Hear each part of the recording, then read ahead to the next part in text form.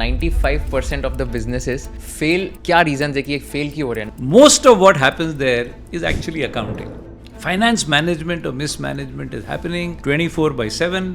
और cost of capital क्यों नहीं समझता? क्योंकि cost of capital में capital क्या है वही definition गलत हो जाती है. Capital is borrowed capital and owner's capital. जबकि the truth is सबसे महंगा पैसा owner का होता है. It is nonsense business is run for all the stakeholders. Business is run for one stakeholder. And that is the owner. They will make money, owner will not make money. वो sooner or later owner बंद कर देगा, फिर कोई नहीं बनाएगा. Do you think taking a debt in a business is good or bad? तो debt is cheap money. Either you are saying I've stopped growing, कि मुझे पैसा ही नहीं चाहिए. Or you are saying no, I'll fund all my growth with expensive money. How does it make sense? Do you think that founders focus more on the profit and loss account and less on the cash flows? Financial ignorance is too deep across. 9 out of 10 of them don't even understand finance. लगता है accountant रख लिया हो गया हमारा काम. How are, let's say, employees or people different in India versus US when it comes to training about finance? No difference. खाली Indian थोड़े ज़्यादा smart होते हैं. आपके हिसाब से बैलेंस शीट में क्या क्या इंपॉर्टेंट चीज़ें जो देखनी चाहिए? मेरे पास 2 गोल्डन रूल्स मैं बोलता हूँ कि ये 2 रूल फॉलो करो, जो डूबते हैं आप नहीं डूबोगे. 10 में से 9 कंपनीज ये वाला रूल वायलेट करती हैं, जहां वीडियो देखने से पहले मेरी एक रिक्वेस्ट है आप सबसे. मैं YouTube एनालिटिक्स देख रहा था एंड वहाँ पर देखा कि 82.6% of my audience who is watching this content has not subscribe to the channel. अगर मैंने आपको थोड़ी सी वैल्यू प्रोवाइड की होगी एंड आपको अगर कंटेंट बहुत अच्छा लग रहा है, I request all of you to please hit the subscribe button so that we can bring you the best quality of guest and give you the maximum value possible. Thank you so much for subscribing to our channel and enjoy this entire episode of conversation with Kushal. Anil sir, welcome to conversation with Kushal. कैसे हो आप? I am fine, Kushal. Thank you so much for inviting me today. Thank you so much for coming all the way from Pune. Means a lot. मैंने आपके काफ़ी सारे TED Talks देखे, काफ़ी सारे podcasts देखे. One of the things which is stuck in my mind, you said that 95% of the businesses fail because of financial mismanagement. तो इसके बारे में बता सकते हो कि what exactly is financial mismanagement and क्या reasons है कि ये fail क्यों हो रहे हैं? 95% is a big number. 95% businesses don't fail. 95% of the businesses that fail fail due to bad finance management. 95, 90, whatever, these are the numbers I've also read from somewhere. But it is an undisputed fact that the single biggest cause of business failures worldwide is financial mismanagement. See, I feel if you're running a business, several things are equally important. Your product should be good. If you know how to make a good product, you should know how to sell it. Your finance management should be good. There are multiple facets. Question is, what should you as the owner understand and what can be delegated? I think in the 80s and 90s, 80s probably, the predominant feeling was the entrepreneur should know how to make. So the most popular course would be engineering. Every father would say, my son, my daughter should become an engineer.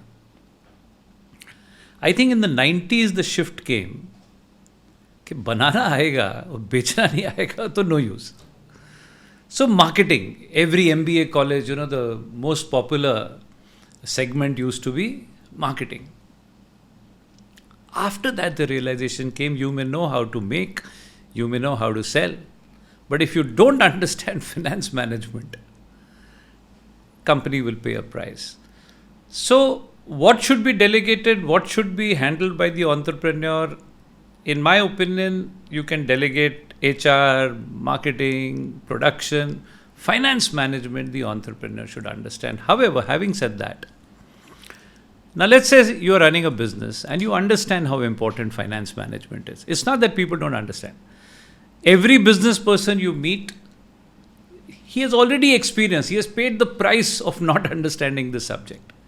But let's say you realize that your business, you need to strengthen the finance management of your business. What department will you strengthen? Suppose you feel your production is weak. What department will you strengthen? The production department. If you feel your selling is weak, you will strengthen the sales department. So when you feel my finance management is weak, you will strengthen the finance department. And I think here is where we make the mistake. Because there is a mistaken belief that finance management happens only in the finance department. Now, this is one thing, one function that permeates across the organization. In fact, at the cost of offending my own brethren like you, I always say, my professional colleagues, that the least finance management happens in the finance department. Most of what happens there is actually accounting.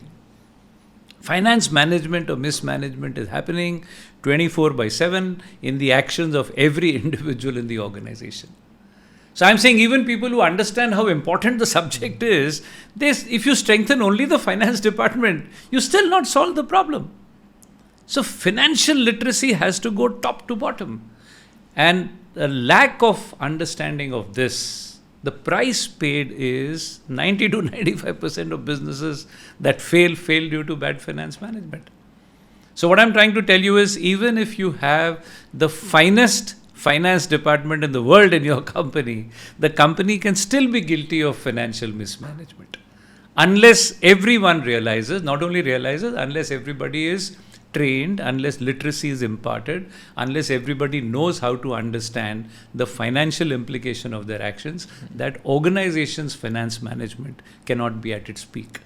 I mean, companies that shut down probably have realized by paying a heavy price, but there are many others in degrees that difference can be made. Another thing I feel the culprit is loss-making companies are humble. The culprit is when you make profits. Profits, according to me, breed arrogance. A person that makes a profit says, you don't teach me anything. I understand. What you don't realize is your profit could have been 2x, 3x, 4x if your finance management was better. So there is scope for improvement everywhere, whether you're making losses or you're making profits. तो अभी जैसे हर एक entrepreneur को पता होना चाहिए कि financial management कैसे किया जाना चाहिए, तो डज इट मीन कि सारे डिपार्टमेंट्स हैं उनको बेसिक नॉलेज ऑफ फाइनेंस आना चाहिए या कैसे होना चाहिए इसमें? फिर नहीं, बेसिक नहीं, उनको ये समझना चाहिए उनके एक्शंस का फाइनेंशियल इम्प्लीकेशन क्या होता है. फाइनेंशियल इम्प्लीकेशन का मतलब क्या? आपको समझना चाहिए आपके एक्शन से कंपनी की बॉटम लाइन पे क्या असर होता है. जिस एक्शन से बॉटम लाइन कंपनी की स्ट्रांग हो रही है वो एक्शन फाइनेंशियली इंटेलिजेंट है, और अगर बॉटम लाइन हर्ट होती है वो एक्शन नहीं लेना चाहिए. ये understanding has to be there across the organization. Got it. तो अगर कोई एक सेल्स डिपार्टमेंट में भी है, मार्केटिंग डिपार्टमेंट में भी है, एचआर डिपार्टमेंट भी है, तो उनको भी नॉलेज होना चाहिए कि उनके एक्शंस का बॉटम लाइन में क्या इम्पैक्ट है. एब्सोल्युटली. तो जैसे एक एग्जांपल लेते हैं, अगर कोई एक सेल्स का व्यक्ति है कोई भी कंपनी में, तो उसको क्या चीज़ें ध्यान में आप इमेजिन करो, तो आप सेल्स वाले हो और आपका प्रोडक्ट ये कप है और आपको एक कस्टमर मिल गया कि मेरे पास तो कंपनी में 10,000 लोग हैं और इस दिवाली में हमको सबको एक कप देना है, तो ये कप कितने का है? आपने बोला 200 रुपये का है. He says 10,000 I can give you an order for 10,000 pieces, मगर 200 नहीं, 150 में. अब आपको डिसीजन लेनी है, हाँ या ना. अब बताइए, ये सेल्स डिसीजन है प्योरली या फाइनेंशियल डिसीजन है? Financial decision. अगर आपकी कंपनी जो ये कप बनाती है अगर 150 अफोर्ड कर सकती है, तो आपने इस कंपनी के अगेंस्ट क्राइम कमिट किया अगर आपने कस्टमर को नहीं बोला तो. और अगर आपकी कंपनी 150 अफोर्ड नहीं कर सकती तो आपने और भी बड़ा क्राइम कमिट कर दिया अगर कस्टमर को हाँ बोला तो. अब बताओ, ये डिसीजन लेते समय फाइनेंस डिपार्टमेंट का कोई है वहाँ पे? कोई नहीं है. तो ये फाइनेंशियल डिसीजन है. एचआर वाले ने डिसाइड करना है कितने लोग रखने चाहिए, किस टर्म्स पे रखने चाहिए. हर डिसीजन में फाइनेंशियल इम्प्लीकेशन है. प्रोडक्शन वाले को प्रोडक्शन स्केड्यूलिंग करनी है. आपका रॉ मटेरियल सीजनल है, आपको डिसीजन लेना है सीजन के हिसाब से प्रोड्यूस करें, सीजन में ज़्यादा, ऑफ सीजन में कम, या ऑफ सीजन प्रोडक्शन को कंसिस्टेंट रखें और ऑफ सीजन में महंगा मटेरियल लेंगे. ये फाइनेंशियल डिसीजन है. हर इंसान के एक्शन में एक फाइनेंशियल इम्प्लीकेशन है. और जब तक, जहाँ तक हो सके, जितना ज़्यादा परसेंटेज ऑफ एम्प्लॉयज़ का एक्शन फाइनेंशियली इंटेलिजेंट होगा तभी कंपनी प्रॉफिट बनाएगी ना. मेरे को एक याद आता है, एक इंटरेस्टिंग कॉन्वर्जेशन था. तो I was speaking to one NBFC and उनके जो लर्निंग एंड डेवलपमेंट के हेड थे वो बता रहे थे कि उनके जो सेल्स में लोग हैं उनको assets under management, net interest margin, disbursements, cost to income ratio, ये जो टेक्निकल टर्म्स है उनको उनका मीनिंग ही नहीं पता है. तो जब वो लोन प्रोडक्ट पिच करने जाते हैं कोई भी कस्टमर को, उनको समझ ही नहीं आता है कि AUM, डिसबर्समेंट्स, CIR ये सब क्या है. तो उन्होंने हमको ऐसे बोला था कि वी थिंक दैट सेल्स क्या, कोई भी डिपार्टमेंट NBFC में अगर कोई भी काम कर रहा है ना, उसको ये सब पता होना चाहिए कि क्या है ये मेट्रिक्स. तो that's what I think is important. Correct. तो इसमें अभी जैसे इसकी बात करते हैं कि कोई भी एक MSME ओनर है, ठीक है, एंड उनके एकदम अभी फिनेंशियल्स बने, उन्होंने MIS वगैरह बनाया है. तो अभी जो 3 एकदम मेन इंपॉर्टेंट डॉक्यूमेंट्स होते हैं, एक बैलेंस शीट, फिर हो गया प्रॉफिट एंड लॉस अकाउंट, फिर हो गया कैश फ्लो स्टेटमेंट. तो 1 बाय 1 करके व्हाट डू यू थिंक कि बैलेंस शीट में लोगों को आजकल ध्यान रखना चाहिए, या तो रेड फ्लैग्स है कि ओके बैलेंस शीट में अगर ये आइटम्स है तो दिस इज़ नॉट गुड. तो I know it's a very generic question, but आपके हिसाब से बैलेंस शीट में क्या क्या इंपॉर्टेंट चीज़ें जो देखनी चाहिए? देखो, बैलेंस शीट एक डॉक्यूमेंट है जो बताता है पैसा कहाँ से आया, पैसा कहाँ गया. वेरी ब्रॉडली स्पीकिंग, जो लाइबिलिटीज़ बताती हैं पैसा कहाँ से आया, लाइबिलिटीज़ को 2 में डिवाइड कर सकते हैं. सारे आपके sources can be divided into long term sources and short term sources.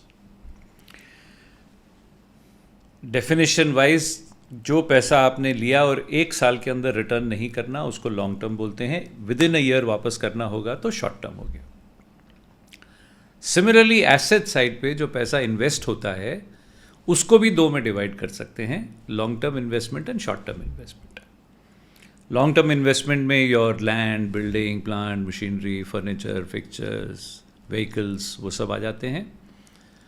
और जो शॉर्ट टर्म इन्वेस्टमेंट है उसको वर्किंग कैपिटल भी कहा जाता है. उसमें inventories and bank balances and debtors. तो पहली काम आपको बैलेंस शीट समझनी है तो आप उसको रिप्रेजेंट करो इस फॉर्म में. तो अब बैलेंस शीट में सिर्फ 4 नंबर हो गए, सोर्सेज में 2, यूजर्स में 2. अब रेड फ्लैग एक जो आएगा, अगर आपका long term sources long term users से कम है. देखो, बैलेंस शीट हमेशा बैलेंस होती है. अगर long term sources long term users से कम है तो short term sources short term users से ज़्यादा होंगे. ये कभी नहीं होना चाहिए. इसका मतलब हो गया इस कंपनी ने शॉर्ट टर्म पैसे से लॉन्ग टर्म एसेट खरीदे हैं. आपने पूछा था कुछ देर पहले फाइनेंशियल मिसमैनेजमेंट से 90 to 95% बिजनेस फेलियर्स कैसे होते हैं. मेरे पास 2 गोल्डन रूल्स मैं बोलता हूँ कि ये 2 रूल फॉलो करो तो आप वो जो डूबते हैं आप नहीं डूबोगे. एंड आई ऑलवेज से आप मुझे कोई भी सिक कंपनी की बैलेंस शीट ला के दिखाओ और मैं बताऊंगा ये 2 रूल में से कौन सा. ये रूल स्टैंडर्ड रूल नहीं है, मेरे रूल हैं, but I will tell you कौन सा रूल वायलेट हुआ था. एंड आई फील 10 में से 9 कंपनीज ये वाला रूल वायलेट करती हैं जहां शॉर्ट टर्म पैसे से लॉन्ग टर्म एसेट खरीदा जाता है. So never ever do that. और इसके लिए कंपनी को क्या करना चाहिए, हमेशा अपना एक करंट रेशो मॉनिटर करना चाहिए, which should be positive, preferably closer to 2:1. मतलब जो शॉर्ट टर्म यूजेस हैं वो शॉर्ट टर्म सोर्सेज के मुकाबले डबल होने चाहिए. एक बार ये हो गया तो बाकी सब अपने आप फिट हो जाएगा. क्योंकि if short term uses are more than short term sources then long term uses will be less than long term sources. यानी कि लॉन्ग टर्म पैसे से आपने लॉन्ग टर्म एसेट भी खरीदा, कुछ पैसा शॉर्ट टर्म में भी डाला, विच इज़ हेल्दी. नहीं, तो इसमें I have like 2-3 questions on this now. तो आपने जैसे कहा कि शॉर्ट टर्म चीज़ों से लॉन्ग टर्म चीज़ें नहीं खरीदनी चाहिए, and if that is happening then तुम्हारे बेसिकली फाइनेंशियल मिसमैनेजमेंट, मतलब that company is bound to shut down. Suicide, correct. Eventually. तो इसमें लाइक एक एग्जांपल के इसमें एक्सप्लेन कर सकते हो, लाइक शॉर्ट टर्म से कैसे लॉन्ग टर्म चीज़ें खरीदी जा सकती है, and what do you exactly mean कि शॉर्ट टर्म सोर्सेज से लॉन्ग टर्म चीज़ें खरीदना, इसका क्या एग्जैक्टली मतलब हुआ? मैं किसी से लोन लेता हूँ और प्रॉमिस करता हूँ कि साल भर में रिटर्न कर दूंगा, और उस पैसे से जाके घर खरीद लिया मैंने. अब घर खरीदा तो साल भर के अंदर तो रेंट पे भी दे दूं तो साल भर में आएगा तो नहीं, तो यूटिलाइजेशन हो गई लॉन्ग टर्म, सोर्स ने मांगने वाला है साल के अंदर, तो कैसे वापस करूंगा? तो जब शॉर्ट टर्म पैसा लेके लॉन्ग टर्म खरीदते हैं तो फिर वो लॉन्ग टर्म को बेचना पड़ता है शॉर्ट टर्म रिटर्न करने के लिए। पर्सनल लाइफ में छोटा मोटा करोगे तो फिर भी ठीक है, ठीक नहीं है मगर डजंट मैटर, चलो घर बेच दिया, रेंट में चले जाएंगे। इंडस्ट्री में मशीनें खरीद लिया आपने, फैक्ट्री शुरू कर दी, फैक्ट्री तो नहीं बेच सकते ना, राइट। मगर करना पड़ जाएगा। अगर आपने शॉर्ट टर्म से एसेट लॉन्ग टर्म एसेट खरीदा तो लॉन्ग टर्म एसेट बेच के देना पड़ेगा, तो सुइसाइडल हो गया ना। I am over simplifying it. समझ गया। So basically working capital loan जो होता है, ओवरड्राफ्ट होता है, उससे मैं लॉन्ग टर्म एसेट्स नहीं खरीदना चाहिए, वो मुझे बेसिकली क्रेडिट कार्ड स्वाइप करके घर मत खरीदना, गाड़ी मत खरीदना। Correct, that is the most simplified वे। समझ गया। Simplified way of telling you. अभी बैलेंस शीट में बहुत सारे अलग अलग आइटम्स भी होते हैं, इंटेंजिबल्स होते हैं, फिर गुडविल करके एक कॉन्सेप्ट होता है, कंटिंजेंट असेट्स, कंटिंजेंट लायबिलिटीज, वो मतलब वो तो ऑफकोर्स नोट्स टू अकाउंट्स में आते हैं, टेक्निकल, बट करेक्ट। बट इसमें ये जो पूछना था कि गुडविल जो होता है एंड इंटेंजिबल्स होते हैं, so are they, you mentioned in one of the podcast that goodwill is the worst thing to appear on anyone's balance sheet. तो इसका क्या रीजन था एंड क्यों लोग गुडविल रिकॉर्ड कर रहे हैं आज भी? नहीं, रिकॉर्ड क्यों कर रहे हैं वो सवाल नहीं है, फैक्चुअल है तो करना ही पड़ेगा। Question is, point is, these are misunderstood items. अब किसी को पूछो बैलेंस शीट में गुडविल है, इज इट गुड और bad? Normal reaction is goodwill है तो गुड होगी ना। अच्छा, आपकी बैलेंस शीट में गुडविल नज़र आ रही है, किसकी है, आपकी है या किसी और की है? बोला आपकी होनी चाहिए। ये दोनों आंसर रॉन्ग हैं। आपकी बैलेंस शीट में आपकी गुडविल आ ही नहीं सकती। किसने डिसाइड किया आपकी वो गुडविल है? तो if you remember, asset side मतलब जो आपने खरीदा हुआ है, जो आपके पास है। लाइबिलिटी मतलब पैसा कहाँ से आया। तो गुडविल जो एसेट में नज़र आती है वो आपने किसी और को पैसा दिया है, किसी और का बिजनेस खरीदा। अच्छा, बिजनेस खरीदा डजंट मीन गुडविल है, मगर वो बिजनेस है करोड़ रुपए का और आपने उसको 1.5 करोड़ दिया, तो जो 50 एक्स्ट्रा दिया वो गुडविल में आएगा ना, क्योंकि 1 करोड़ की चीज ली तो 1.5 करोड़ क्यों दिया उसको?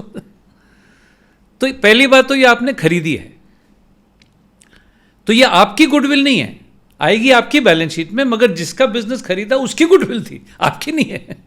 आपकी गुडविल तब पिक्चर में आएगी जब आप अपना बिजनेस बेचोगे और वो गुडविल जिसने खरीदा उसकी बैलेंस शीट में आएगी, आपकी बैलेंस शीट में नहीं आएगी।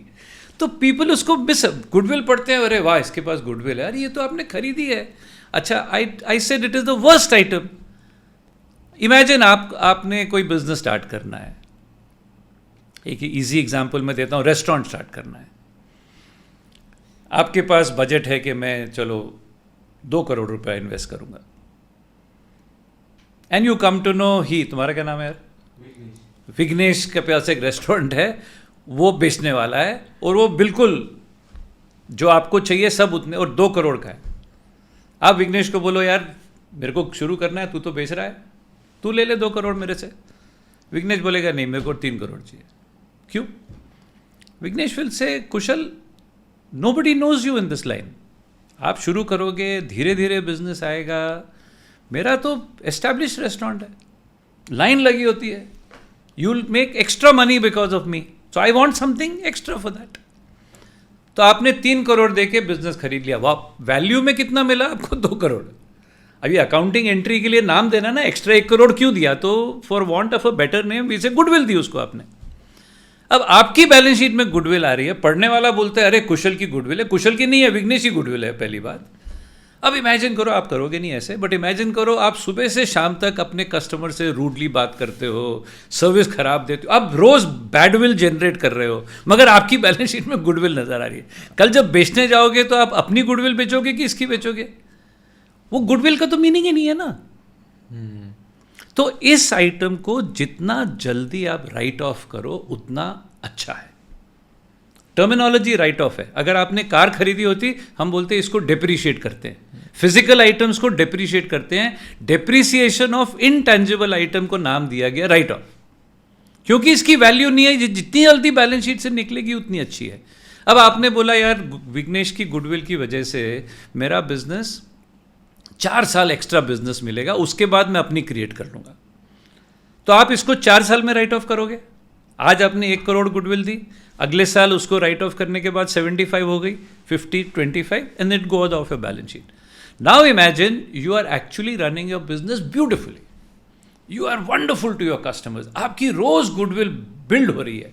मैं कोई आपकी बैलेंस शीट पढ़ेगा तो लास्ट ईयर 1 करोड़ थी, अब 75 हो गई, अब 50 हो गई, उसको लगेगा कि आपकी गुडविल लूज हो रही है मार्केट में। अरे लूज नहीं हो रही यार, ये आप इसको रिकवर कर रहे हो। रिकवर मीन्स जब बैलेंस शीट से आइटम राइट ऑफ करके कहाँ जाता है, पीएनएल में जाता है, तो आपको वो पैसा रिकवर करने का चांस मिल गया। So you are actually, so these are misunderstood items.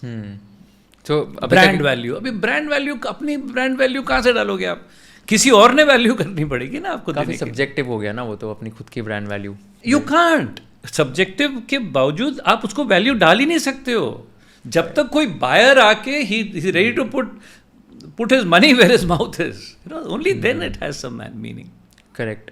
तो आपने बताया current ratio should be 2:1. Current ratio is just for everyone, 2:1. Correct, just for everyone understanding. So current ratio is like current assets is to current liabilities. तो जो भी आपके short term assets है, जो भी रिकवरीज आपको 12 मंथ्स के अंदर होगी, डिवाइडेड बाय करंट लायबिलिटीज, जो भी आपके उधार है जो आपको 12 मंथ्स के अंदर देने, ये रेशियो 2:1 होना चाहिए. ऐसे और कौन से रेशियोज है जो बैलेंस शीट में देखने चाहिए, और ये रेशियोज अगर इससे कम हुए तो this is a big red flag? Current ratio के अंदर एक रेशियो आता है लिक्विडिटी रेशियो, क्विक रेशियो बोलते हैं.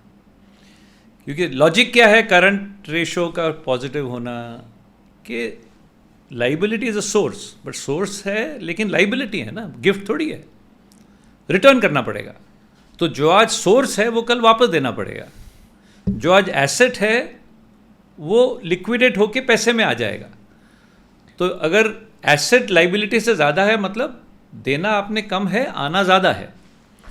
लेकिन करंट एसेट सबके सब टाइम पे नहीं आएंगे. फॉर एग्जाम्पल उसमें करंट एसेट के 3 भाग होते हैं: inventory, cash and bank balances and debtors. Cash and bank balance तो ऑलरेडी कैश में है, कल आपका कोई वेंडर पैसा मांगने आ जाए या कोई लेंडर पैसा मांगने आ जाए वो कैश दे सकते हैं आप. डेटर भी मतलब एक मीटर लगा हुआ है, आपने गुड्स बेचे, कस्टमर ने बोला 60 दिन में देंगे तो 60 दिन में दे देगा. एक्सपीरियंस है 60 नहीं तो 65, 65 नहीं तो 70 में दे देगा. आप उसके अगेंस्ट कमिटमेंट कर सकते हैं. लेकिन इन्वेंट्री जो है कोई गारंटी नहीं है कब बिकेगी. सडनली रियल एस्टेट में मंदी आ गई, आप बिल्डर हैं, आपने बिल्डिंग बना दी, 100 अपार्टमेंट तैयार हैं, आपके पास 80 अपार्टमेंट रेडी पड़े हैं, पर पता थोड़ी है कब बिकेगा. उसके अगेंस्ट आप किसी को नहीं बोल सकते आज मटेरियल दे दो 60 दिन में पैसा लेना, नहीं बिका तो क्या होगा. तो करंट रेशियो 2:1 मतलब all current assets are 2 times of current liabilities. मगर अगर वो 2 में से समझो 1.5 आपका इन्वेंट्री में है तो लिक्विड तो सिर्फ 0.5 हुआ ना, और देना आपने 1 है, तो फिर लिक्विडिटी रेशियो मिनिमम 1:1 होना चाहिए. ओके. तो करंट रेशियो 2:1, उसमें अगर इन्वेंट्री को अलग कर दोगे तो liquid assets to current liability should be minimum 1:1. Got it. That is another one. ठीक है. एंड इसमें इन्वेंट्री की जब बात करते हैं, इन्वेंट्री मैनेजमेंट एंड इसमें वर्किंग कैपिटल साइकिल का भी एक कॉन्सेप्ट आता है.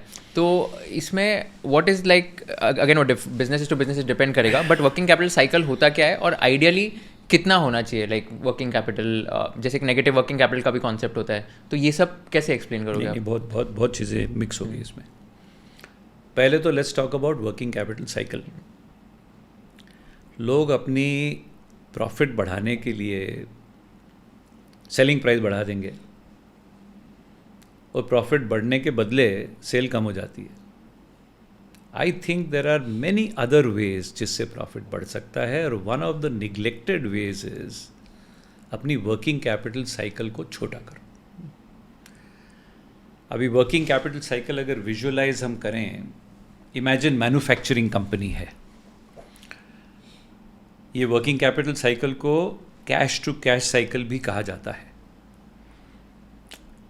मैन्युफैक्चरिंग की वर्किंग कैपिटल साइकिल कैसी होती है? आज कैश है, फिर आप कैश को स्पेंड करोगे, रॉ मटेरियल खरीदोगे तो इन्वेंट्री बन गई. इन्वेंट्री प्रोडक्शन प्रोसेस में जाती है तो फिनिश प्रोडक्ट बन जाता है.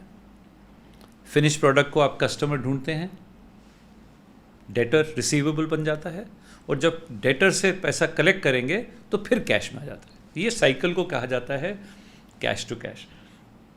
I think one of the tricks of good finance management is your ability to shorten the cycle. Imagine एक कंपनी है, बैंक के पास जाती है, मुझे 100 करोड़ वर्किंग कैपिटल लोन चाहिए। बैंकर कहता है क्यों चाहिए 100 crore working capital loan? He says देखो मुझे इन्वेंट्री मेंटेन करनी है। बैंकर से कितनी इन्वेंट्री मेंटेन करनी है? ही से देखो ऐसा नहीं होना चाहिए कि ऑर्डर है और रॉ मटेरियल ख़त्म हो गया।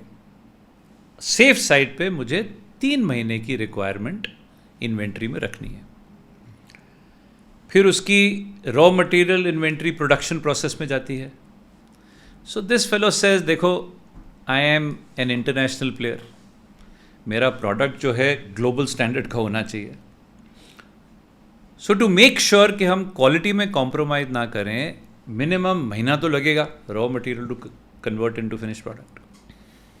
फिर फिनिश प्रोडक्ट तैयार हो गया। अब वो बोलता है कि वो दिन गए where a customer use to come and I could tell him कि यार तुझे खरीदना है मेरे से, एक काम कर, एडवांस दे, ऑर्डर दे, एडवांस दे, और अपना स्टफ़ 3 महीने बाद ले जाना, 4 महीने बाद ले जाना। एक ज़माने में स्कूटर इंडिया में 5-5 साल बाद मिलता था, 6-6 साल बाद मिलता था बुकिंग के बाद। हमारे घर में मुझे याद है जो टेलीफोन लाइन पहली लैंडलाइन लगी थी, बुक करने के 8 साल बाद लगी थी। वो दिन गए। आज का कस्टमर एक्सपेक्ट करता है फिनिश गुड्स डिस्प्ले किए हुए हैं, तो ही सेज महीने भर की फिनिश गुड इन्वेंट्री भी रखनी पड़ेगी। और जब कस्टमर आता है, ही सेज देखो I will be a fool if I think मैं उस कस्टमर को बोल सकता हूँ तुमको खरीदना है, give me cash up front, otherwise चले जाओ। वो चले जाएगा। हमारे नेबर पास जाता है, नेबर बोलता है ले जाओ 2 महीने बाद देना। अगर नेबर बोलता है 2 महीने बाद देना, तो अपने पास कब आएगा ये? हम बोलेंगे 3 महीना तो ही आएगा ना। अब इसने 3 महीने की इन्वेंट्री रखी, 1 महीना प्रोडक्शन प्रोसेस, 1 महीने का फिनिश गुड्स और 3 महीने का कस्टमर को क्रेडिट दिया। साइकिल 8 महीने में पूरी होगी, साल में 1.5 साइकिल होगी। 100 करोड़ का लोन लिया, टर्नओवर 150 करोड़ हो जाएगा। अब दूसरी कंपनी है, वो भी जाती है बैंक के पास, 100 करोड़ वर्किंग कैपिटल लोन चाहिए। क्यों? रॉ मटेरियल इन्वेंट्री रखना है। कितना? अब मेरा एक मंत्रा है which I keep repeating, less is bad more is worse. तो इसको वो मंत्रा भी समझता है कि less is bad more is worse. कम इन्वेंट्री रखेंगे तो प्रोडक्शन सफर होगा। तो ही अंडरस्टैंड्स, ही से यार आई नीड इन्वेंट्री, मगर 3 महीने की क्यों? ही से हम थोड़ा इन्वेंट्री कितना रखना है उसको should not come out of my hat that figure. हम पहले क्या करेंगे? सेल्स फोरकास्ट करेंगे, फिर उसके बेसिस पे प्रोडक्शन फोरकास्ट करेंगे, फिर उसके बेसिस पे इन्वेंट्री नीड एनालिसिस करेंगे, फिर सप्लायर से मीटिंग्स करेंगे कि यार ऑर्डर प्लेस करने में और मटेरियल आने में कितना टाइम कम हो सकता है। इंटेंशन है I want to head towards what is known as just in time inventory, but he says in the meantime 1 महीने की इन्वेंट्री से काम चल जाएगा। उसका जब प्रोडक्ट प्रोडक्शन प्रोसेस में जाता है, ही सेज देखो I am also international player, I understand quality की इंपॉर्टेंस क्या है, बट आई डोंट अग्री कि जितना ज़्यादा टाइम लेंगे प्रोडक्शन करने में उतनी क्वालिटी अच्छी हो जाएगी। I can probably cut down my production from 30 days to 15 days and still make sure कि हम कॉम्प्रोमाइज़ नहीं करेंगे क्वालिटी में। फिनिश गुड्स इन्वेंट्री भी 15 दिन से चल जाएगा। और जब कस्टमर खरीदने आता है, he says I don't agree कि कस्टमर एक ही चीज़ देखता है खरीदने के पहले कितना क्रेडिट मिलेगा। कस्टमर और भी चीज़ें देखता है, वो हमारा प्रोडक्ट क्वालिटी देखेगा, कभी कभी पैकेजिंग क्वालिटी देखेगा। He looks at my pre sale service, he looks at my after sale service. ज़रूरत पड़ी तो थोड़ा सा डिस्काउंट भी ऑफर करेंगे, but I will convince my customer to pay me in 30 days। इसकी साइकिल को कितना टाइम लगेगा? 1 महीने की इन्वेंट्री, 15 दिन प्रोडक्शन, 15 दिन फिनिश गुड्स और 1 महीने का 3 महीने। सेम बिजनेसेस, 3 महीने में साइकिल होगी तो साल में कितनी साइकिल अचीव करेगा? 4। 100 करोड़ डाल के 400 का, एक ने 100 करोड़ डाल के 150 का किया, दूसरे ने 400 का किया। दूसरे को समझ में नहीं आता ये हमारे से इतना ज़्यादा प्रॉस्परस क्यों है। हम वही चीज़ कर रहे हैं, इसकी वर्किंग कैपिटल मैनेजमेंट ज़्यादा एफिशिएंट है। इन चीज़ों पे ध्यान दो यार, प्राइस तो कम कर दो, your business will go up. There are so many such thing जो हम निग्लेक्ट करते हैं। अब इसमें बताओ कौन कर रहा है ये? आप मानते हैं ये गुड फाइनेंस मैनेजमेंट है? कौन प्रैक्टिस कर रहा है? स्टेज 1 में कौन इन्वॉल्व था? Purchase department. स्टेज 2 में कौन इन्वॉल्व था? Production department. स्टेज 3 में कौन इन्वॉल्व था? से ये हर सब अपने आप को नॉन फाइनेंस बोलते हैं। Can you see the ridiculousness of that? और आप सिर्फ फाइनेंस डिपार्टमेंट को स्ट्रेंथन कर रहे हो जब कंपनी की फाइनेंस मैनेजमेंट इंप्रूव करनी है। कहाँ से होगी? Right, that's very very well explained. I think कि जो आपने पूरा टर्नओवर रेशियो जो एक्सप्लेन किया, आई थिंक लोगों को मतलब समझ में नहीं आता है, बट वो 100 करोड़ पे 150 करोड़ का ही वो टर्नओवर हो रहा है और वहाँ पे 400 हो रहा है। So it's like a big mistake. And who should understand this? आप मेरे जैसे फाइनेंस प्रोफेशनल अंडरस्टैंड, बट हम पिक्चर में नहीं है जब ये सब हो रहा है। जिनको समझना चाहिए उनको समझाओ ना। हाँ, बट एक आपके हिसाब से और कौन सी एक ऐसी मेजर चीज़ है जो बहुत एमएस बिजनेसमैन निगलेक्ट कर रहे हैं? बिजनेसमैन के पॉइंट ऑफ व्यू से जो चीज़ सबसे ज़्यादा निगलेक्ट होती है, निगलेक्ट मतलब क्या कहते हैं, इग्नोरेंस है, is about something I call the cost of capital. देखो, बिजनेस को सक्सेसफुल कब बोलना चाहिए या प्रॉफिटेबल कब बोलना चाहिए? जब जो आप रेवेन्यू जनरेट करते हो वो कॉस्ट से ज़्यादा होना चाहिए। कॉस्ट क्या होता है? प्रोडक्शन कॉस्ट होती है, सेलिंग कॉस्ट होती है, एडमिनिस्ट्रेशन कॉस्ट होती है, मगर एक होता है कॉस्ट ऑफ कैपिटल। जब तक revenue doesn't exceed all including cost of capital, you have not made profit in the true sense of the word. और कॉस्ट ऑफ कैपिटल क्यों नहीं समझता? क्योंकि कॉस्ट ऑफ कैपिटल में कैपिटल क्या है वही डेफिनेशन गलत हो जाती है। Capital is borrowed capital and owners capital. इनमें से कॉस्ट किसकी है? I mean you'll be amazed how many owners think borrowed capital की कॉस्ट है, हमारा पैसा तो फ्री है, जबकि द ट्रूथ इज सबसे महंगा पैसा ओनर का होता है। और क्योंकि आपने उसको कॉस्ट नहीं दी, कई बार आपको लगता है प्रॉफिट बना रहे हो जबकि प्रॉफिट नहीं बना रहे होते। बट इसमें ओनर्स कैपिटल, आई नो थोड़ा लंबा डिस्कशन है, बट जस्ट क्विकली अगर बात करें तो कॉस्ट ऑफ डेट हो गया, जो बोरोड कैपिटल है, जो भी इंटरेस्ट रेट पे डेट मिला है वो कॉस्ट ऑफ डेट हो गया। कॉस्ट ऑफ इक्विटी जो ओनर्स कैपिटल का ये होता है, तो उसमें अभी ये जो भी बिजनेसमैन है ये निगलेक्ट कर तो रहे, बट इनको अगर असेस भी करना है कर रहा है क्योंकि उसको पता ही नहीं उसकी कॉस्ट है। I mean I know so many business people, नवा बिजनेस स्टार्ट करना है, प्रोजेक्ट स्टार्ट करना है, उसकी कैश फ्लो प्रोजेक्शंस बनाएंगे, फिर प्रोजेक्शन स्टडी करेंगे, यार can we afford to borrow, and they look at the projections and say यार ये बिजनेस बोरोड कैपिटल को अफोर्ड नहीं कर सकता, तो क्या करेंगे? अपना पैसा डाल देंगे। माय पॉइंट इज, अगर ये बोरोड पैसा अफोर्ड नहीं कर सकता तो आपका पैसा तो बिल्कुल ही अफोर्ड नहीं कर सकता। How can you do that? Right. तो उसकी कॉस्ट असेस अगर करनी है ओनर को, तो वो कैसे, कितना करना चाहिए? Whatever I say now, जो जिसको लगता है फ्री है उसको तो डाइजेस्ट होगा ही नहीं, but I am saying it's not only expensive, but अगर आपको रॉक बॉटम पेसिमिस्टिक नंबर डालना है तो जो भी आपका डेट कॉस्ट करता है उसका मिनिमम 3 गुना डाल। Frankly I would put more, but शुरू करने के लिए कि ये नंबर पैलेटेबल हो जाए तो एटलीस्ट 3 टाइम्स। तो अगर कॉस्ट ऑफ डेट 8-9% है तो आप बोल रहे हो 27% will be the cost of equity. 30 पकड़ के चलो ऑन द लोअर साइड। अच्छा, एंड देन मतलब फिर weighted average cost of capital आएगा उससे। बेन का नाम सुना होगा, बड़ी फेमस कंपनी है अमेरिका की। बेन एंड कंपनी की रिसर्च ने बताया है अमेरिका में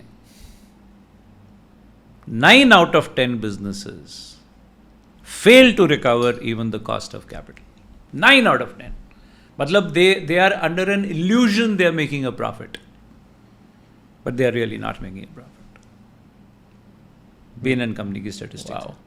Because their cost of capital is higher. No, because they don't know the cost. So of they capital. don't know the So, cost. and therefore they are generating a return which is lower than if you add owners. हाँ, समझ गया। But this is easy to say. इसका मतलब क्या? इसका मतलब है आपकी बुक्स में प्रॉफिट दिख रहा है, क्योंकि सर्टेन कॉस्ट वो जो 30% मैं बोल रहा हूँ वो एक्सपेंस में नहीं आता, On the face of it, you're making a profit. What does that mean? If you're a profit-making company, इसका मतलब है obviously इस कंपनी के एम्प्लॉयज़ को सैलरी मिली होगी, इस कंपनी के वेंडर ने पैसा बनाया होगा, इस कंपनी के लैंडलॉर्ड ने रेंट मिला होगा, इस कंपनी के बैंकर को इंटरेस्ट मिला होगा, मगर किसको नहीं मिला? ओनर को जो मिलना चाहिए था वो नहीं मिला.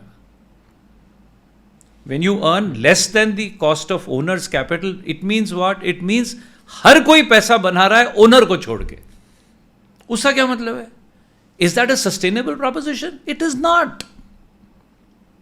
देखो, sooner or later ओनर बोलेगा यार क्यों चला रहा हूं ये बिजनेस में, and then nobody will make money.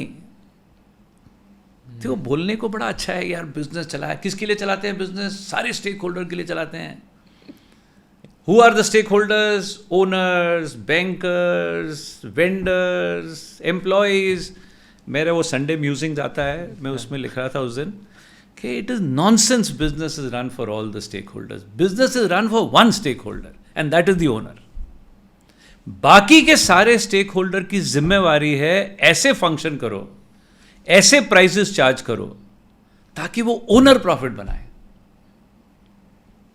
अगर vendor will try and fleece the company, employees will try and extract the maximum benefit, banker will try and get the maximum, in the process what will happen? They will make money, owner will not make money. वो sooner later owner बंद कर देगा, फिर कोई नहीं बनाएगा. Everybody has to make sure owner makes money. That is a sustainable model.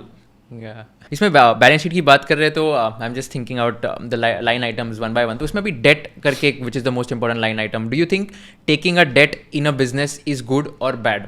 According to me, अभी मैंने बोला ओनर का पैसा 3 गुना ज्यादा है, तो debt is cheap money. Of course debt should be taken. So any company that says I am debt free, मेरे को तो वो स्टेटमेंट समझ में नहीं आती. Either you are saying I have stopped growing, कि मुझे पैसा ही नहीं चाहिए, फिर ठीक है, क्योंकि डेट लिया तो देना ही है, दे दिया आपने, रिटर्न कर दिया तो डेट फ्री हो गए, but then you stop growing. और you are saying no no no, I will fund all my growth with expensive money. How does it make sense? If I keep raising equity to fund, then I am taking expense. If you can afford to take expensive money, then you can certainly afford to take cheap money.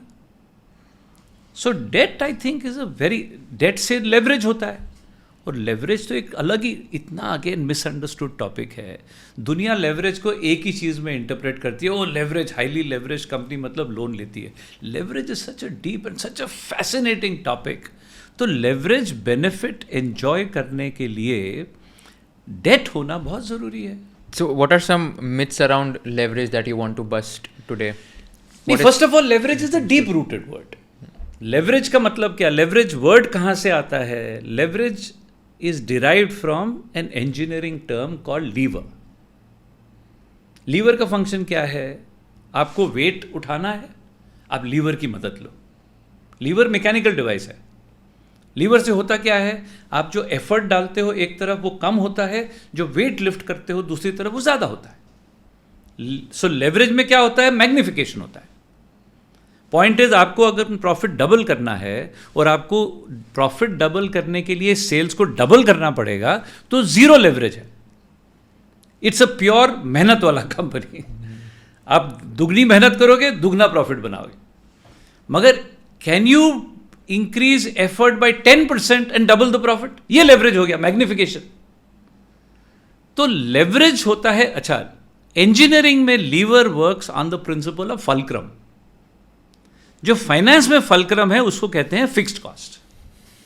तो fixed cost leads to leverage. अब fixed cost दो तरह के होते हैं. एक fixed cost होते हैं जो आपके ऑपरेशंस का हिस्सा होते हैं, सैलरीज वगैरह वगैरह. दूसरे फिक्स्ड कॉस्ट होते हैं which are based on the method of funding. अब कौन से मेथड्स ऑफ फंडिंग है? You just mention debt and equity. Equity का फिक्स्ड कॉस्ट नहीं है, वेरिएबल कॉस्ट है.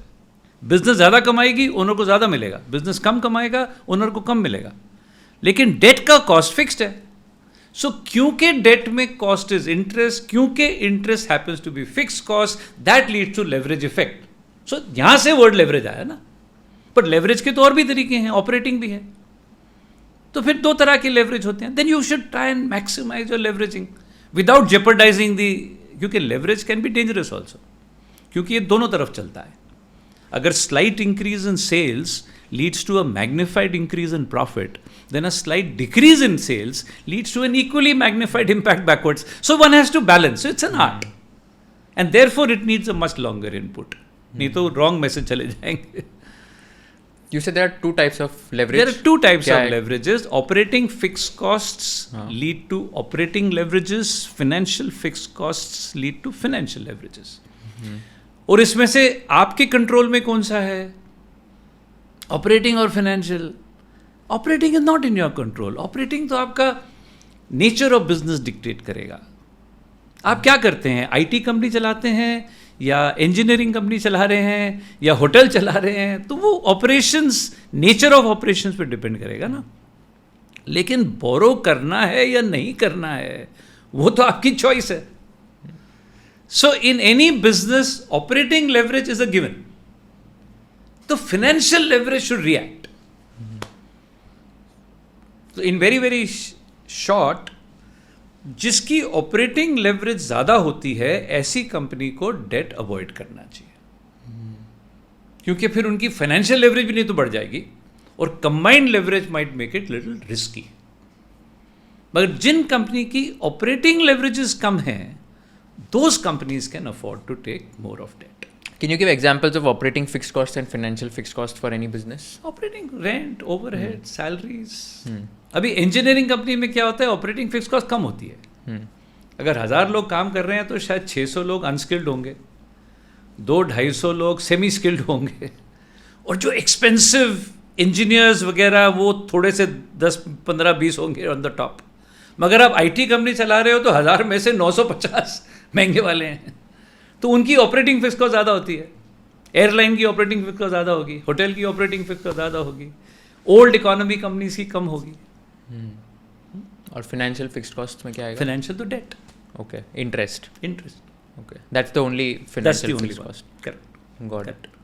तो ऑपरेटिंग लेवरेज इज बेसिकली तुम्हारा अभी सेल्स हो गया माइनस ऑपरेटिंग कॉस्ट हो गए, उसके बाद आ गया तुम्हारा contribution margin, less fixed cost, उसके बाद आ गया तुम्हारा प्रॉफिट. फिक्स्ड कॉस्ट को डिवाइड कर दो between operating and financial. Correct. तो पहले ऑपरेटिंग फिक्स्ड कॉस्ट आ गया. पहले ऑपरेटिंग फिक्स्ड कॉस्ट आया तो ऑपरेटिंग प्रॉफिट मिला. करेक्ट. और ऑपरेटिंग प्रॉफिट में से फाइनेंशियल फिक्स्ड कॉस्ट माइनस करोगे तो प्रॉफिट बिफोर टैक्स मिलेगा. समझ गया.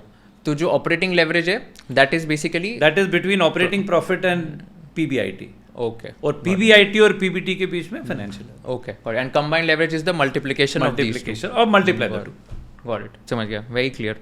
सो प्रॉफिट एंड लॉस अकाउंट में now we just quickly discuss किया, मतलब सेल्स होगा माइनस वेरिएबल कॉस्ट हो गया, ग्रॉस प्रॉफिट मार्जिन आ जाएगा, फिर उसके बाद less your fixed cost and other cost and then profit margin होगा. Now for again a business owner, what are some numbers to look at if a P&L is being analyzed, and इसमें क्या red flags, जैसे हमने balance sheet में ratios वगैरह देखे, इसमें कौन से रेशियोज है जो देखने चाहिए प्रॉफिट एंड लॉस अकाउंट में? बेसिक रेशियोज, एक तो ग्रॉस प्रॉफिट रेशियो होता है. अब ग्रॉस प्रॉफिट रेशियो मतलब सेल्स में से आप डायरेक्ट एक्सपेंसेस माइनस करते हो तो ग्रॉस प्रॉफिट मिलता है.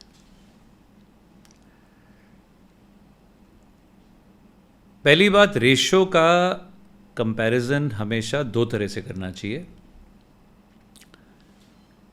Inter company and intra company. अभी मैं आपको बताऊं, किसी का सेल 100 करोड़ का है और ग्रॉस प्रॉफिट 25 करोड़ का. How is it? गुड और बैड? इम्प्रेस्ड और नॉट इम्प्रेस्ड?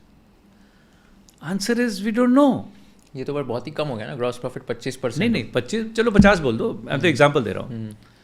इफ आई से 25 है, 50 है, आर यू इम्प्रेस्ड और not? I don't no. Competition unless I find out industry का क्या, बाकियों का क्या हाल है. अगर आपका 50% ग्रॉस प्रॉफिट रेशो है और सारी कंपनीज का आपकी इंडस्ट्री में 60 के ऊपर है, तो you should get worried. And if rest of them are below 40% and you have 50, that's fantastic. Let's say last year आपका sales 100 है और gross profit से 25 है. अगले साल sales 200 हो गया, तो gross profit क्या होना चाहिए? 50 होना चाहिए, या 50 से कम होना चाहिए, या 50 से ज़्यादा होना चाहिए? 50 होना चाहिए ना, एटलीस्ट. इमेजिन 48 हो गया. Sales 100, gross profit 25, sales 200, gross profit 50 नहीं हुआ, 48 हो गया, क्या रिएक्शन होगा? सेल्स को क्या हुआ? डबल हो गया। ग्रॉस प्रॉफिट क्या हुआ? ऑलमोस्ट डबल हो गया। क्या रिएक्शन है? शुड यू गेट वरीड और no? Ideally, yes, variable costs have increased. Answer is नींद उड़ जानी चाहिए। Correct. क्यों नींद उड़ जानी चाहिए? Marginal decrease in gross profit ratio. Question is sales double हो गया, अगर sales minus cost of sales is gross profit, if sales has doubled, gross profit has less than doubled, it will mean cost of sales has more than doubled. Cost of sales more than double मतलब क्या? शायद आपके input cost बढ़ गए, शायद आपके supplier ने बोला, रॉ मटेरियल सप्लायर ने बोला sorry can't supply at the old price, price escalation है। अगर रॉ मटेरियल सप्लायर कहता है प्राइस एस्केलेशन है, तो अगर आप स्ट्रॉन्ग प्लेयर हैं तो सिमिलर मेमो आपकी तरफ से जाना चाहिए था आपके कस्टमर के पास भी, देयर बी प्राइस एस्केलेशन। मगर ऐसे लगा जब सप्लायर ने प्राइस बढ़ाया, आपको चॉइस नहीं थी, आपको तो एक्सेप्ट करना पड़ गया। मगर जब आपने कोशिश की, you seem to have failed. Is it a sign of strength और वीकनेस? It's weakness. दूसरा way in which gross profit ratio can fall is your sales of 100 became 200, customer said देखो हम डबल खरीद रहे हैं, we expect better prices, and you probably agreed. But if you sold double, you have consume double, तो आप भी similar better price command कर सकते थे, मगर आप it look like you could not do so, weakness. But if on the other hand sales of 100 becomes 200 and gross profit of 25 instead of 50 becomes 51, 52, 53, क्या reaction है? खुशी की बात है क्या? Answer is time to celebrate. उल्टा हो रहा है। ऐसे लगता है आपने प्राइसेस बढ़ा दिए, कस्टमर हैड टू एक्सेप्ट, मगर vendor could not do so. Or you sold double, but you didn't have to budge on prices. But when you sold double, you consumed double. When you consumed double, you were able to extract better prices. अच्छा, sales 100, gross profit 25, से net profit is 5.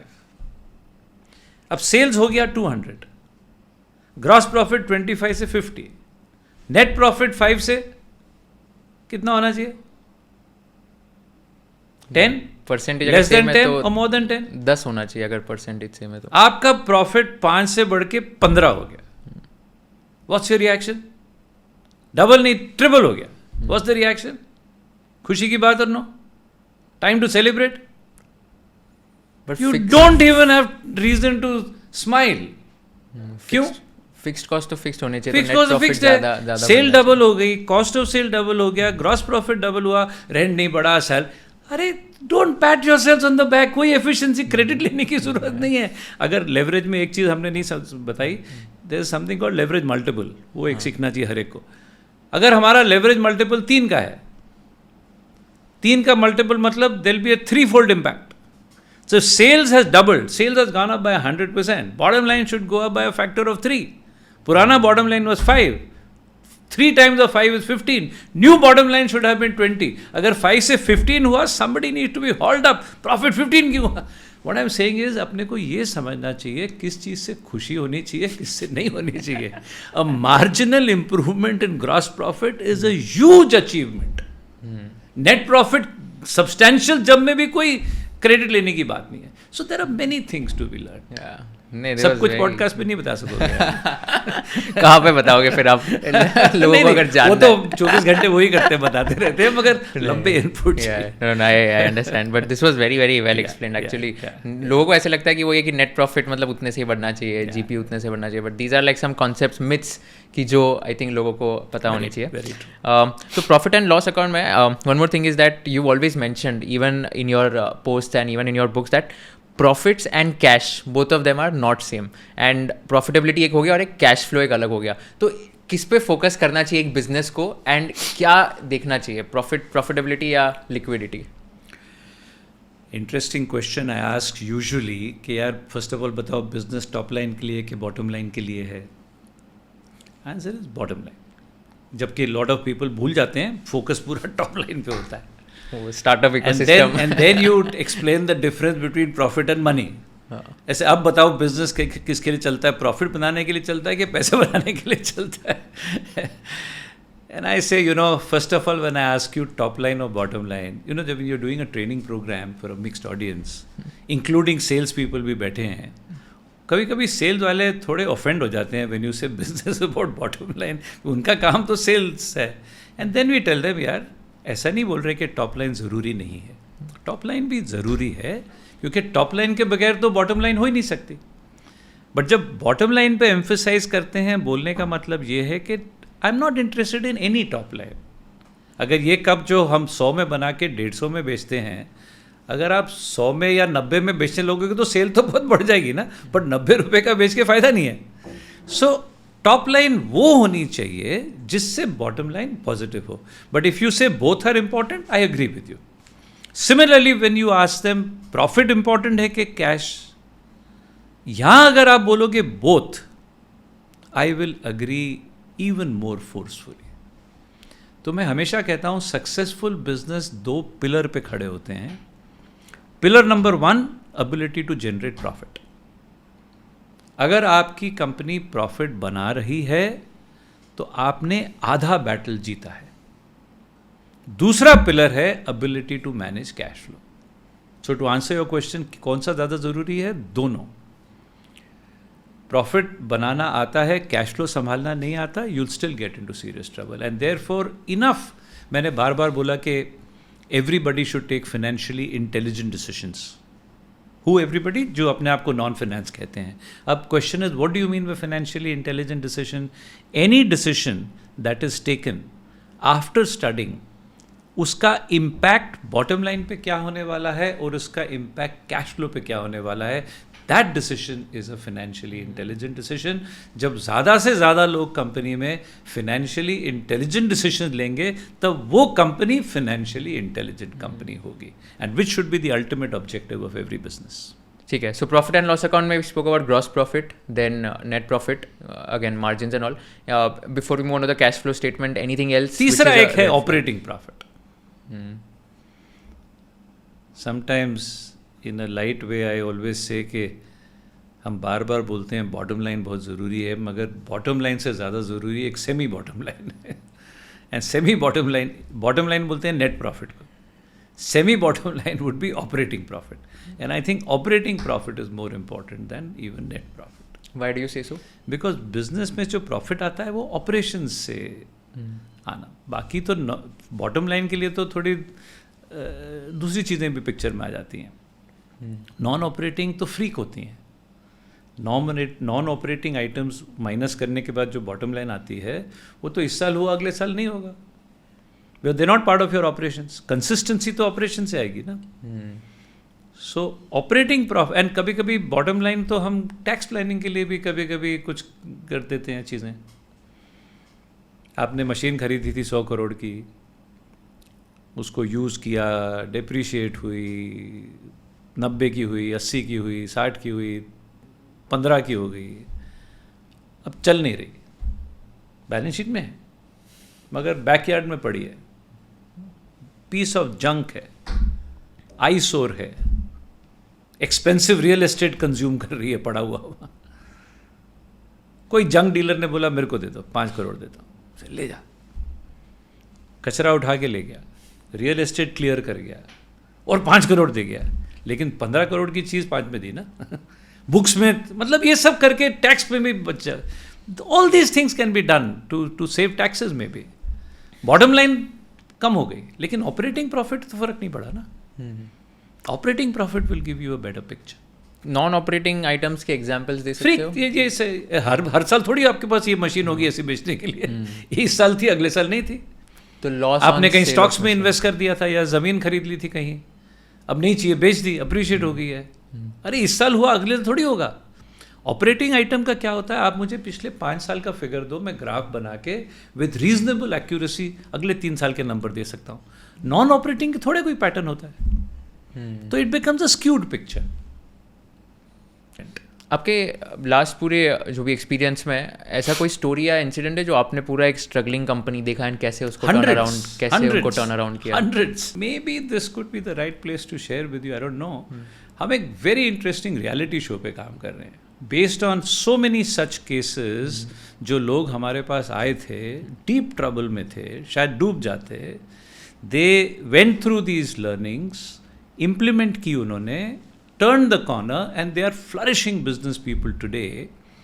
तो हम ऐसा reality show बनाने की सोच रहे हैं. Okay. मेरे हिसाब से शार्क टैंक से कहीं ज़्यादा एक्साइटिंग होगा ये, where we will dissect these companies on live show, find out what's wrong with that, pump in whatever is required, and turn around a company which would have failed.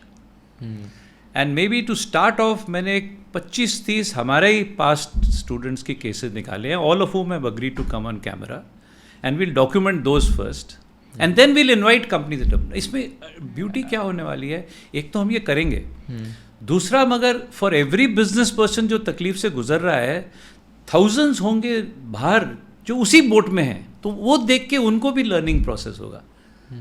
May be I don't know whether I should announce this, should have said this now और not, but we are working on it. Very very exciting project this is right now. That sounds very interesting and I think उससे समझेगा कि businesses में क्या गलतियां होती है, कैसे turn. It will be a learning thing also, it will be relevant also, it will be entertainment also. Yeah, I agree. It will. Cash flow statement में again there are like operating cash flows, investing cash flows and financing cash flows.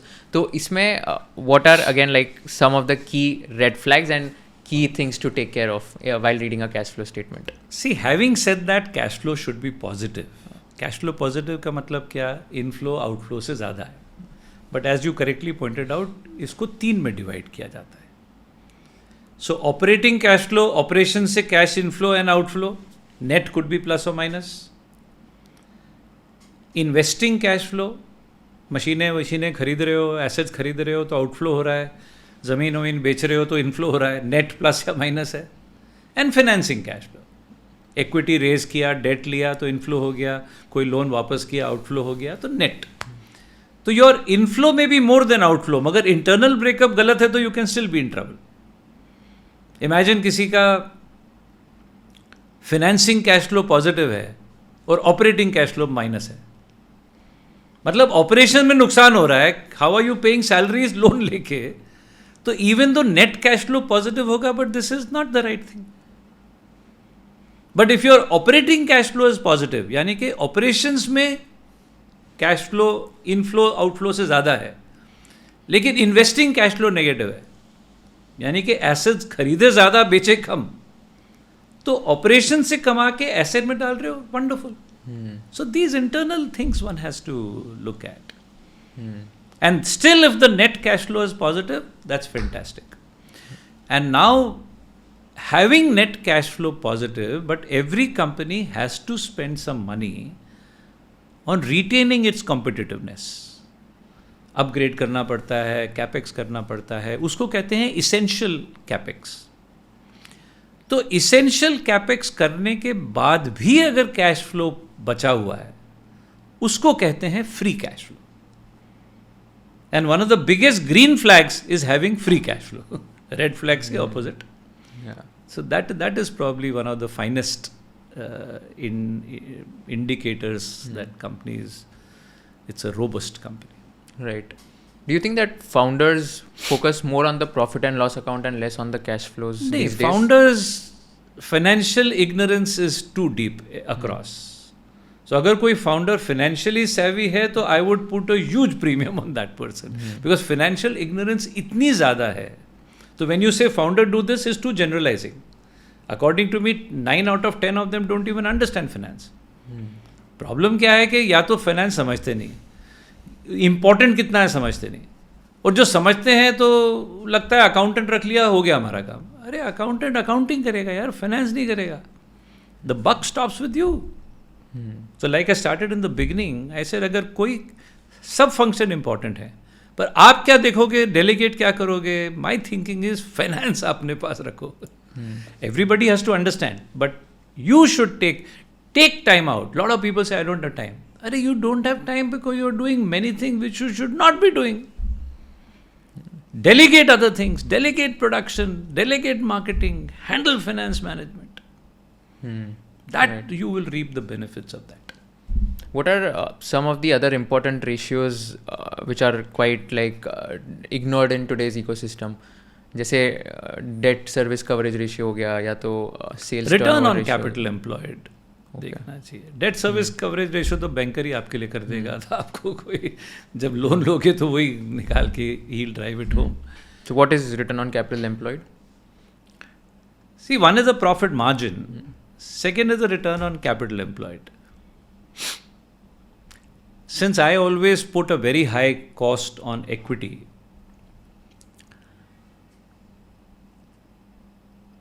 so if your debt costs you say 10% or 12% or 14%, it keeps changing, then equity should be 30, 40, 50%. So I always say that, you don't even start a business unless you can earn 40, 50% return. And I am often addressing entrepreneurs and business owners and CII की meeting है या फिकी की है या YPO की है या EO की है, सारे ओनर्स बैठे हैं. And you get up and say, don't even start a business unless you can earn 40-50% return. Half a dozen people are on their feet. Anil कितना बोला? 50%. कौन सा बिजनेस देता है 50%? अब बिजनेस के मार्जिन्स कितने होते हैं? My experiences, profit margin range from lower side पे 5-7%, upper side पे 15-17-18%. Net profit margin. And then I say, don't even start a business unless you can earn 40-50%. Natural reaction of the entrepreneur is, कौन सा business देता है वो return? Then I have to explain what do I mean by that. So I say, suppose मुझे एक start करना है business. I want to start a hardware trading business. वो लैपटॉप बेचने हैं. Imagine वो लैपटॉप हम ₹1,00,000 का खरीदते हैं. And I will not invest in any business unless I earn 50%. तो ये business में हम पैसा कब डालेंगे? तभी डालना चाहिए जब ये ₹1,00,000 का लैपटॉप 1.5 लाख में बेच सकेंगे. But I can't. It is an extremely competitive line. Competition इतनी है कि अगर ₹1,00,000 में लेके आई विल बी लकी अगर मैं 1,01,000 में बेच सकूं तो. अब क्वेश्चन इज, ₹1,00,000 का लैपटॉप 1,01,000 में बेच रहे हैं और हमने बोला I will not invest in a business unless I earn 50%. Do you think this business deserves my money? तो इमेजिन करो मेरे पास खुद का ₹2,00,000 है. तो क्या किया हमने? 2 लैपटॉप खरीद लिए ₹1,00,000 में, उनको 1,01,000 में करके बेच दिया. पैसा रिलीज हुआ, 2 और खरीद लिए, उनको बेच दिया. पैसा रिलीज हुआ और 2 खरीद लिए. साल के एंड में हमने देखा 100 लैपटॉप बेच दिए. कितने के खरीदे थे 100 लैपटॉप? ₹1,00,000 के हिसाब से 1 करोड़ के. कितने के बेचे? 1 करोड़ 1 लाख के. कितना प्रॉफिट बनाया? 1 लाख. कितने के खरीदे थे? 1 करोड़. प्रॉफिट कितना? 1 लाख. प्रॉफिट कितना बनाया? परसेंट में कितना बनाया? 1%. ये बिजनेस में पैसा डालना चाहिए कि नहीं? I want minimum 50% return. Answer है डालो. क्यों डालो? अरे पैसा कितना लगाया था? 2 लाख. प्रॉफिट कितना बनाया? 1 लाख. ROI हमारा 50% है. सो जब हम व्हेन यू से 40-50% लोग गेट अप, कौन सा बिजनेस देता है? वो मार्जिन की बात कर रहे हैं, मैं ROI की बात कर रहा हूँ. Good. This is the point. So लोग again to increase profit selling price बढ़ाते हैं. अरे selling price मत बढ़ाओ, साइकिल बढ़ाओ. What is the one, like हमने तो of course काफ़ी चीज़ें डिस्कस की, बट जो so called non finance people है, अगर इनको आपके हिसाब से एक चीज़ अगर सीखनी चाहिए फाइनेंस के बारे में, तो वो कौन सी चीज़ होगी? शॉर्ट टर्म पैसे को लॉन्ग टर्म में मत डालना, बिकॉज उसका प्राइस हम मैक्सिमम पे करते हैं. Got it. Never ever use short term money for long term purpose. Got it. Fair. And since we are talking about finance, what is one thing that you are teaching your son about finance? नहीं, सन तो यार we underestimate kids. मैं उससे सीखता ज़्यादा हूँ, सिखाता कम हूँ. I realized youngsters को underestimate मत करो. They are very smart. But he is a very humble person, of course. I watch him and there are many things to learn. I don't think I've he's attended my workshop when he was in 8th standard, जो normally entrepreneurs attend करते हैं, and I think he understood most of the things उस समय में. So interest लेता है. So learn early that youngsters को seriously लो.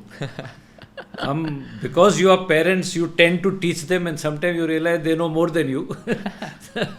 तो उनको सिखाओ कि ऑफ कोर्स सिखाना तो है उनको तो बाय एग्जांपल, बट उनसे भी बहुत सीखने को मिलता है. That is the important to remember. And आपने अभी कितने टोटल ट्रेनिंग्स डिलीवर कर लिए होंगे? या तो हजारों. And like this is the hobby turned activity.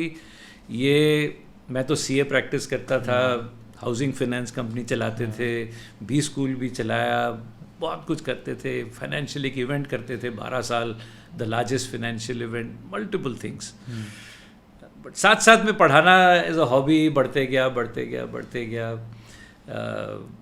Number of clients grew, cities grew, countries grew, और इतना मज़ा आता था कि धीरे धीरे बाकी चीज़ें छोड़ते गए. सो आई फील ज़िंदगी में काम ही नहीं किया कभी, 1 मिनट लगता है काम नहीं किया, इतना मज़ा आता है.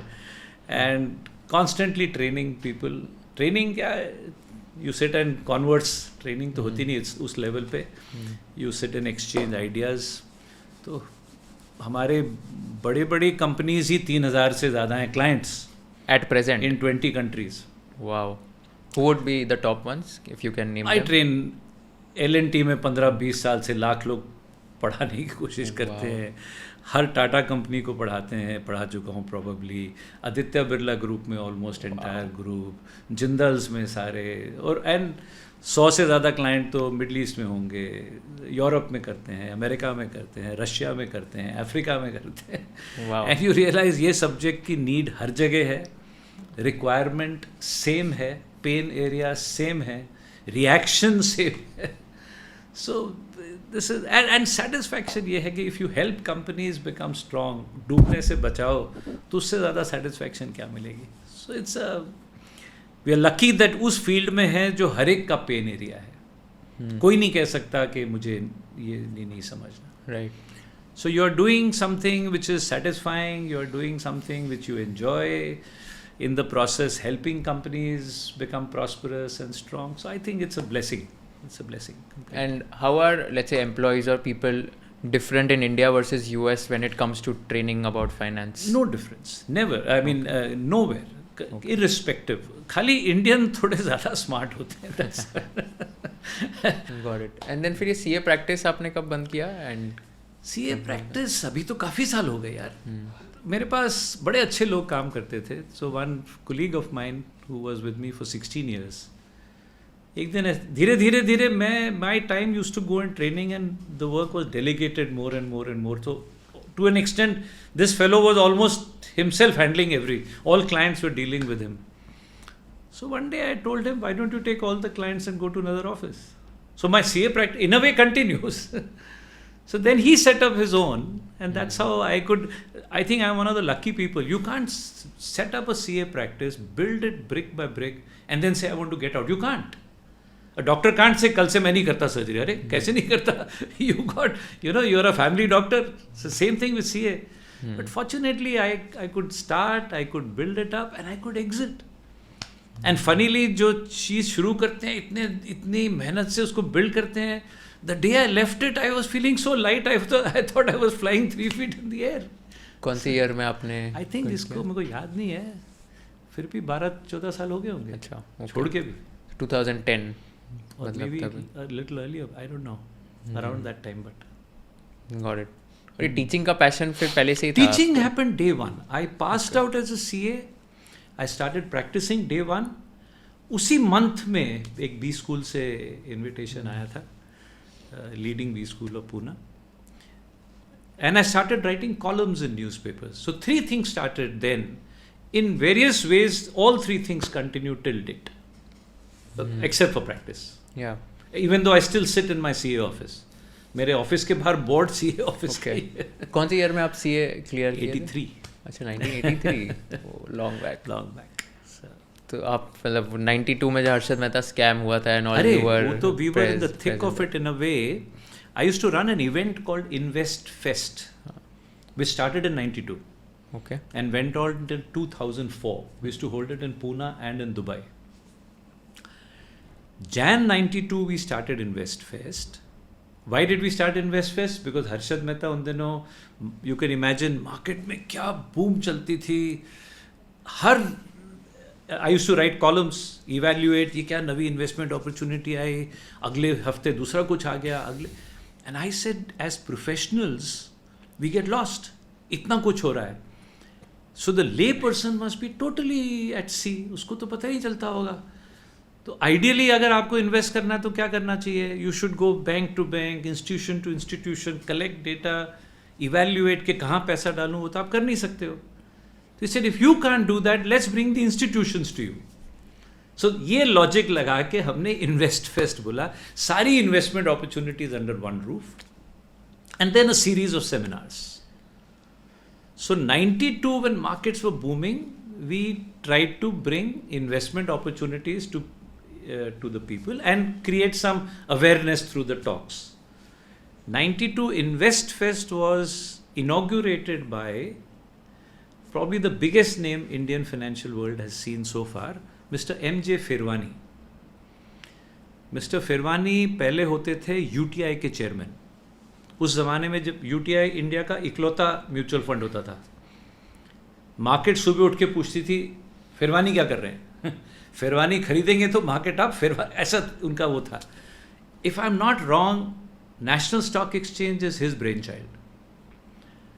जब मैं उनको मिला InvestFest में इनवाइट करने के लिए, वो उस समय 7 कंपनीज के चेयरमैन थे और CMD थे नेशनल हाउसिंग बैंक के.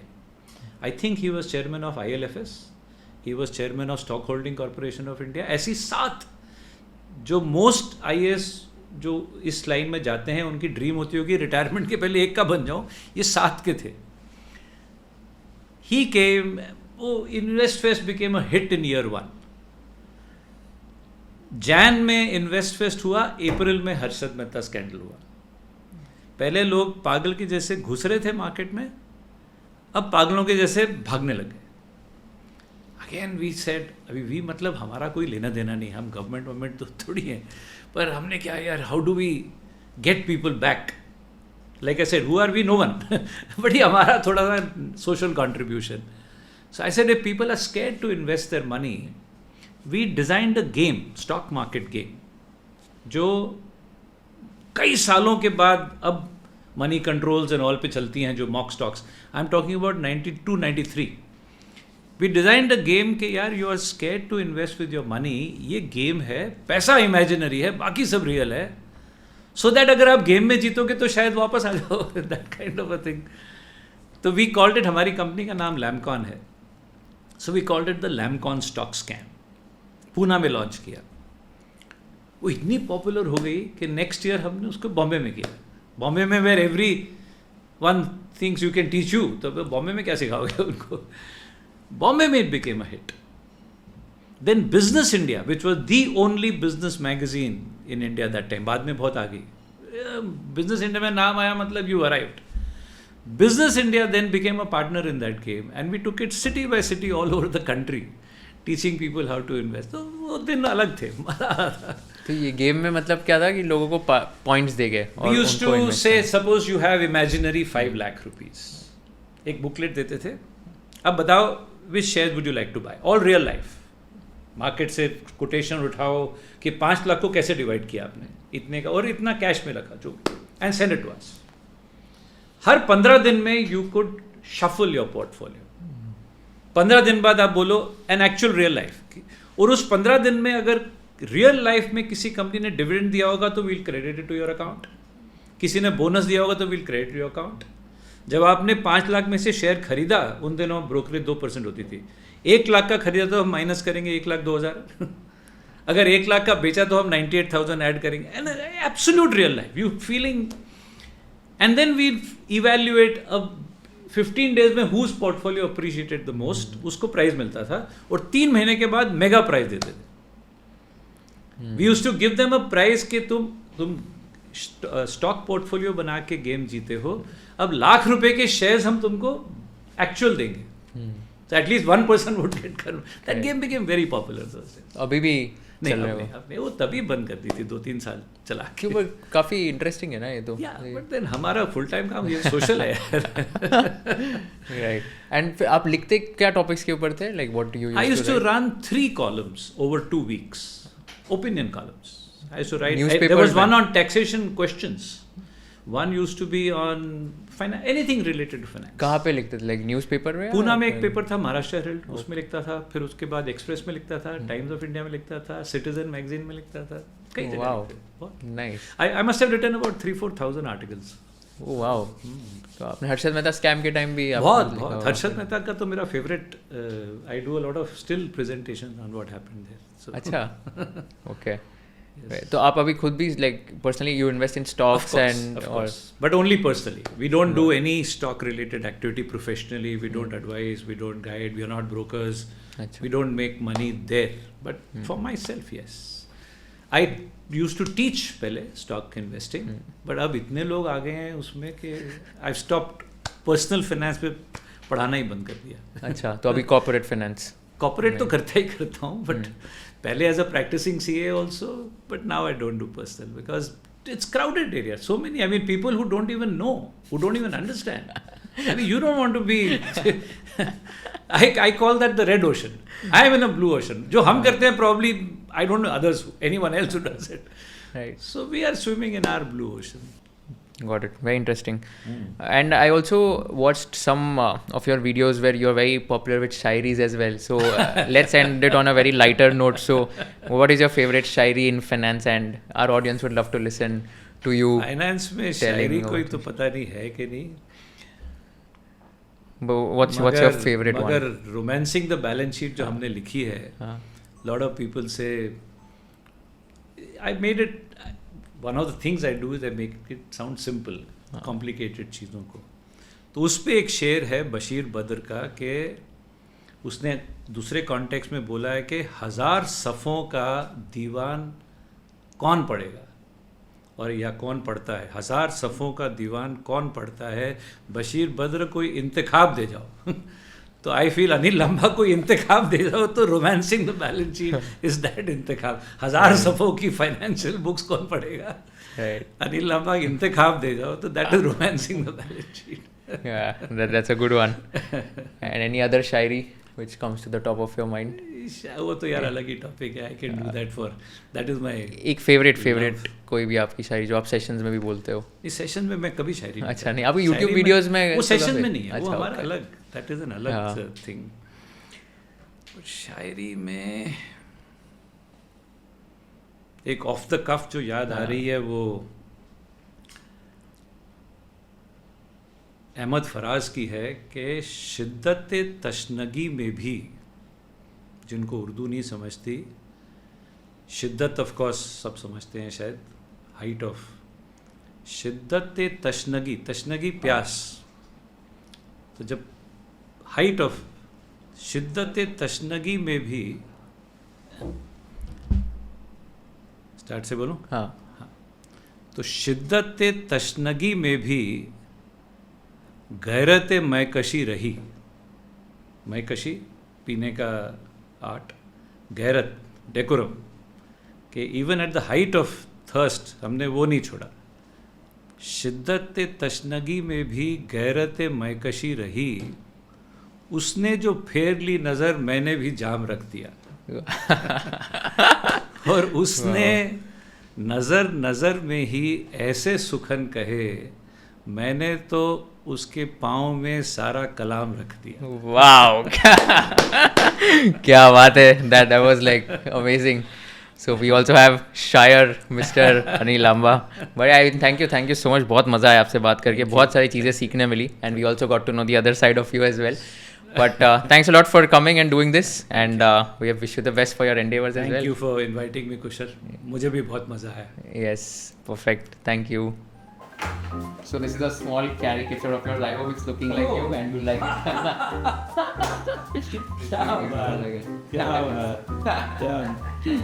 Very nice.